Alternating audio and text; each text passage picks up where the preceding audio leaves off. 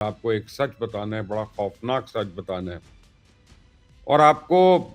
اگر ہوش آ جائے تو اچھی بات ہے، اگر ہوش نہیں آتا تو پھر آپ جانیں اور آپ کی اولاد جانے وہ آپ کے لیے کیا سوچے گی بعد میں۔ دیکھیں، میرا کام تو ہے آپ کے آگے حقائق رکھ دینا، اور سچی بات ہے کہ اس کی پاداش میں پتہ نہیں کتنے سالوں سے کتنی مقدمے بازیاں میں بھگت رہا ہوں، آج بھی بھگت رہا ہوں، لیکن میں پھر بھی سچ بولتا ہوں اور آپ تک حقائق لے آتا ہوں۔ اب آپ نے اگر اس کو سن کے چیزہ لینا ہے تو اور بات ہے، لیکن اگر اس پہ کوئی عمل کرنا ہے یا کوئی اپنا کم از کم خیال بدلنا ہے تو پھر کوئی اور بات ہے۔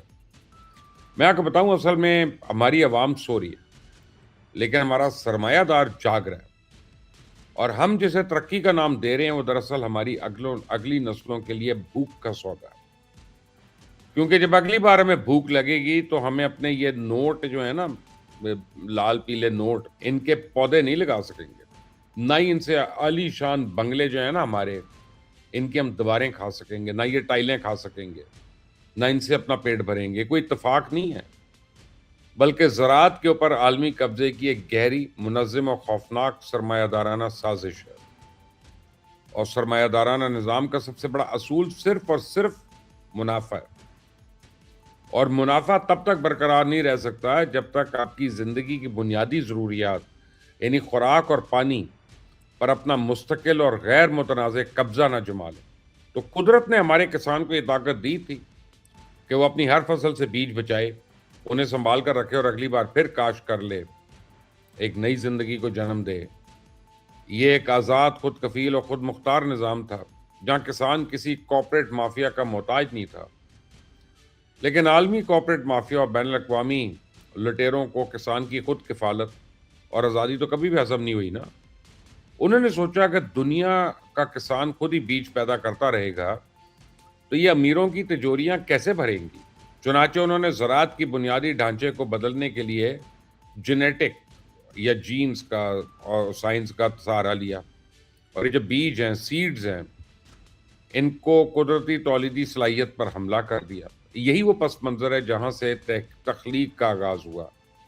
تو بظاہر دنیا کے سامنے اب ایک ایسے seedless fruits and vegetables آ رہے ہیں،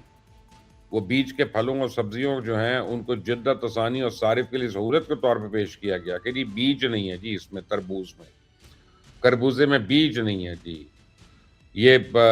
تاکہ آپ کو تربوز، انگور، لیمو یا مالٹے کھاتے وقت بیج نکالنے کی زحمت نہیں کرنی پڑے گی۔ لیکن اس چمکتی مہم کے پیچھے چھپا ایک تاریخ، یعنی سچ، انتہائی ہولناک ہے۔ یہ کوئی معصوم سائنسی ایجاد نہیں ہے، بلکہ کسانوں کو ہمیشہ کے لیے بانجھ اور محتاج بنانے کا ایک جینیٹک ہتھیار ہے۔ سائنٹسٹ نے لیبارٹریز میں ایسے یا پولی پائڈی، جن کے ذریعے پودوں کو آپ سمجھیں کہ کروموسومز کی تعداد کو اس طرح جینیٹیکلی ہینڈل کرتے ہیں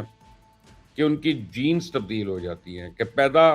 ہونے والا پھل مکمل طور پہ بانجھ ہو جاتا ہے، اور ان پھلوں کے اندر یا تو بیج بنتے ہی نہیں یا پھر وہ اتنے کمزور اور ادھورے ہوتے ہیں کہ ان سے دوبارہ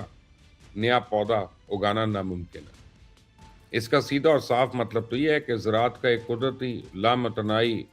اور مفت نعمت سے بدل کر اس کو ایک ایسی دکان بنا دیا گیا جہاں کسان اب ہمیشہ کے لیے گاہک بن چکا ہے، اور اب اگر کسان کو دوبارہ وہی فصل اگانی ہے تو اس کو اپنی پچھلی فصل سے بیج نہیں ملے گا،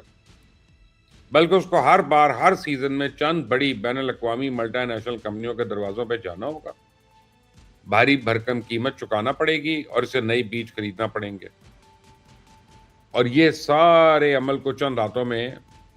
کنٹرول دے دیتا ہے۔ جب فوڈ سوورینٹی ایک ایسا جال ہے جس کا مقصد پوری دنیا کو غذائی خود مختاری، کسانوں کے پاس اپنے بیج نہیں ہوں گے تو مکمل طور پہ وہ ان کارپوریشنز کے رحم و کرم پہ آ جائیں گے۔ یہ کمپنیاں صرف بیج نہیں بیچتی بلکہ بنیادی طور پہ کیمیکلز اور اینٹی بائیوٹکس بنانے والی کمپنیاں جو اپنے بیج کے ساتھ ساتھ مخصوص برانڈ کے زہریلی کھادیں خریدنے پہ بھی آپ کو مجبور کرتی ہیں۔ اگر کل کو کوئی ملک یا کسان ان کی کسی شرط کو ماننے سے انکار کر دے یا ان کے سیاسی اور معاشی ایجنڈے کے سامنے نہ جھکے تو یہ کمپنیاں بیجوں کی سپلائی روک کے پورے ملک میں قحط اور بھوک کا طوفان کھڑا کر سکتی ہیں۔ یعنی اب یہ फैसला किसान या कुदरत नहीं करेगी कि हमें कब, कितना और क्या खाना है, बल्कि ये फैसला न्यूयॉर्क, लंदन और पेरिस के बंद कमरों में बैठे सरमायादार करेंगे। तो करोड़ों इंसान तो लुक़मा अजल बन जाएंगे। पार्टीशन से पहले आप देखें 4 मिलियन इंडियंस को फाके से मार दिया था और सारा अनाज जो था वो बरतानिया चला गया था, क्योंकि उनको अपनी लिए चाहिए था, दूसरों के लिए नहीं। ये ज़राअत का वो बदतरीन आबियाती निज़ाम है जहाँ खुराक को इंसानों को कंट्रोल करने का सबसे बड़ा हथियार बनाया जाएगा। इस बैनुल-अक़वामी खौफनाक खेल में सबसे आप समझें कि सबके फॉर्मेट से भारी और दर्दनाक कीमत उन गरीब, तरक्की पज़ीर और पसमानदा ममालिक को चुकानी पड़ेगी, जो ना तो बीज की हिफाज़त कर सकते हैं, ना ही पानी की कदर जानते हैं। पानी जो कि हमारी ज़िंदगी है, जो हर फसल की रूह है, हम उसे बेदर्दी से ज़ाया कर रहे हैं। जबकि दुनिया की होशियार और बेदार कौमें जो हैं, बारिश के पानी का एक-एक कतरा महफूज़ करने के लिए दिन-रात काम कर रही हैं। जदीद डैम्स बना रही हैं,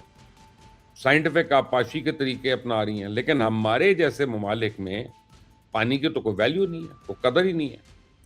और जब हमारे पास खेतों को सराब करने के लिए पानी ही नहीं होगा, तो हमारे मकामी ज़राअत मुकम्मल तौर पे तबाह हो जाएगी। उसका नतीजा ये निकलेगा कि हम अपनी बका के लिए इन बैरूनी सरमायाकारों के मज़ीद मोहताज हो जाएंगे, जो हमें एक-एक नवाले और एक-एक घूंट पानी के लिए अपनी बदतरीन शराइत पे चुकाएंगे। वो हमारे कुदरती वसाइल, हमारी आज़ादी, हमारी गैरत का सौदा करेंगे और हम भूख के हाथों मजबूर होके खामोशी से सब कुछ उनके हवाले करेंगे।